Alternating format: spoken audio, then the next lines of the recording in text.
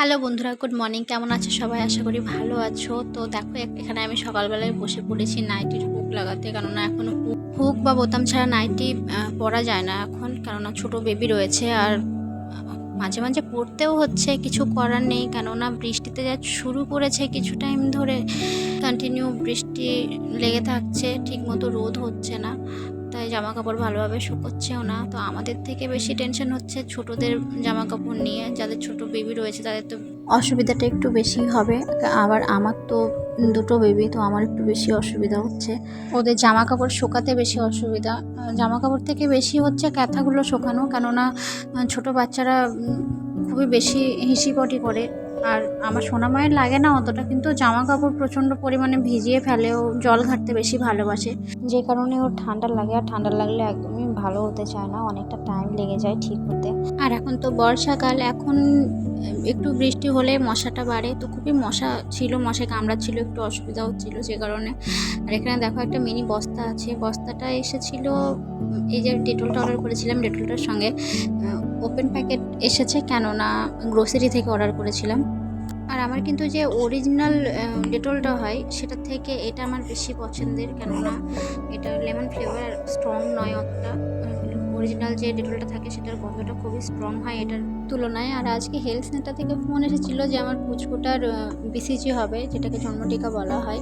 আর এই ইঞ্জেকশনটা ওরা তখনই ওপেন করবে যখন 5টা বাচ্চা হবে এই ইঞ্জেকশনটা নেওয়ার জন্য, কেননা একটা যে প্যাকেটটা হয় ইঞ্জেকশনের সেটা 5 জনকে দেওয়া হয়। 5 জন না, একজনকে দিলে বাকিটা ফেলা যাবে, নষ্ট হবে তাই।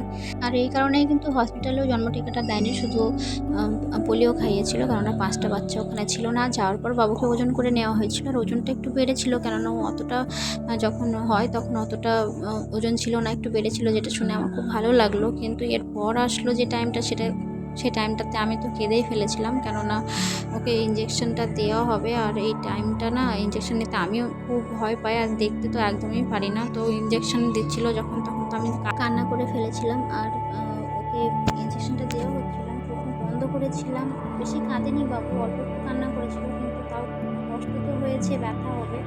ইঞ্জেকশনটা হয়ে গেলে আমি ওখান থেকে বাড়ি চলে এসেছিলাম। আর এখানে দেখো আজকে বানানো ছিল রসগোল্লা, আর রসগোল্লা বানাতে গিয়ে দেখো এখানে ঘেটে হয়ে গেছে। কি করে হলো সেটা আমি তোমাদের পরে জানাবো, কিন্তু যাই হয়েছিল টেস্টটা খুব ভালো ছিল, এটা খারাপ ছিল না খেতে।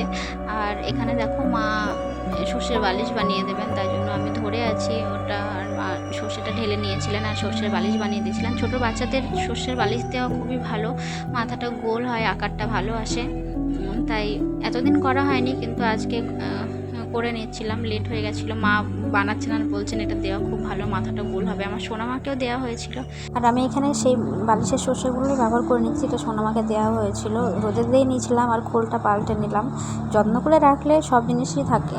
আর এখানে তোমরা দেখো কত সুন্দর বালিশ বানিয়ে দিয়েছেন মা, খুবই সুন্দর।